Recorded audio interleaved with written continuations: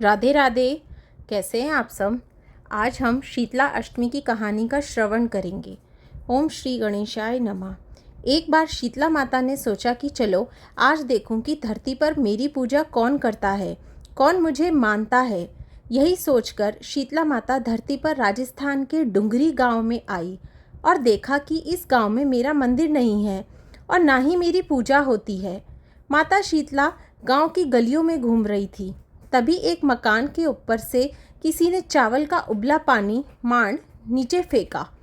वह उबलता पानी शीतला माता के ऊपर गिरा, जिससे शीतला माता के शरीर में फफोले पड़ गए। शीतला माता के पूरे शरीर में जलन होने लगी। शीतला माता गांव में इधर उधर भाग भाग के चिल्लाने लगी, अरे मैं जल गई, मेरा शरीर तप रहा है, जल रहा है, कोई मेरी सहायता करो। लेकिन उस गांव में किसी ने शीतला माता की सहायता नहीं की। वहीं अपने घर के बाहर एक कुम्हारन महिला बैठी थी। उस कुम्हारन ने देखा कि अरे यह बूढ़ी माई तो बहुत जल गई है, इसके पूरे शरीर में तपन है, इसके पूरे शरीर में फफोले पड़ गए हैं, यह तपन सहन नहीं कर पा रही है। तब उस कुम्हारन ने कहा, हे माँ, तू यहाँ आकर बैठ जा, मैं तेरे शरीर के ऊपर ठंडा पानी डालती हूँ। कुम्हारन ने उस बूढ़ी माई पर खूब ठंडा पानी डाला और बोली, हे माँ, मेरे घर में रात की बनी हुई रबड़ी रखी है, थोड़ा दही भी है, तू दही रबड़ी खा ले। जब बूढ़ी माई ने ठंडी ज्वार के आटे की रबड़ी और दही खाया तो उसके शरीर को ठंडक मिली। तब उस कुम्हारन ने कहा, आ माँ बैठ जा, तेरे सर के बाल बहुत बिखरे हैं, ला मैं तेरी चोटी गूँथ देती हूँ। और कुम्हारन माई की चोटी गूँथने हेतु कंघी बालों में करती रही। अचानक कुम्हारन की नज़र उस बूढ़ी माई के सिर के पीछे पड़ी तो कुम्हारन ने देखा कि एक आंख बालों के अंदर छुपी है।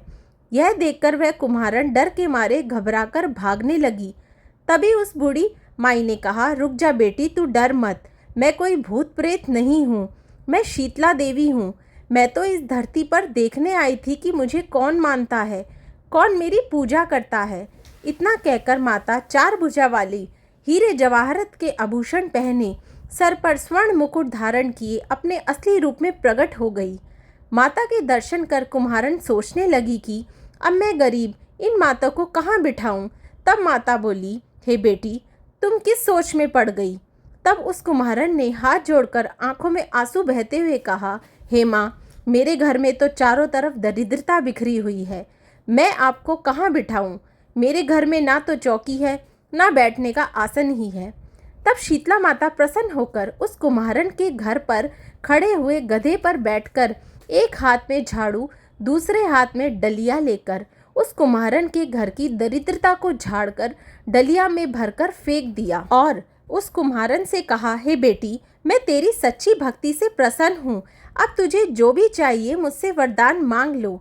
तब कुम्हारन ने हाथ जोड़कर कहा, हे माता, मेरी इच्छा है कि आप इस डुंगरी गांव में स्थापित होकर यहीं निवास करें और जिस प्रकार आपने मेरे घर की दरिद्रता को अपनी झाड़ू से साफ कर दिया, ऐसे ही आपको जो भी भक्त होली के बाद की सप्तमी को भक्ति भाव से पूजा कर अष्टमी के दिन आपको ठंडा जल, दही व बासी ठंडा भोजन चढ़ाए, उसके घर की दरिद्रता को दूर करना एवं आपकी पूजा करने वाली महिला का अखंड सुहाग रखना, उसकी गोद हमेशा भरी रखना।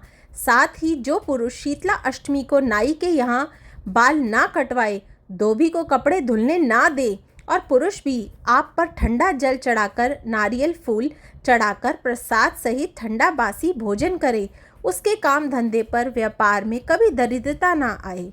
तब माता बोली, तथास्तु, हे बेटी, जो तूने वरदान मांगे हैं मैं सब तुझे देती हूँ। हे बेटी, तुझे आशीर्वाद देती हूँ कि मेरी पूजा का मुख्य अधिकार इस धरती पर सिर्फ कुम्हार जाति का ही होगा। तभी उसी दिन से डुंगरी गांव में शीतला माता स्थापित हो गई और उस गांव का नाम हो गया शील की डुंगरी। शील की डुंगरी भारत का एकमात्र मुख्य मंदिर है। शीतला सप्तमी के दिन यहाँ बहुत विशाल मेला लगता है। शीतला माता की जय। शीतला माता की कथा समाप्त हुई। शीतला माता की पूजा चौराहों पे की जाती है।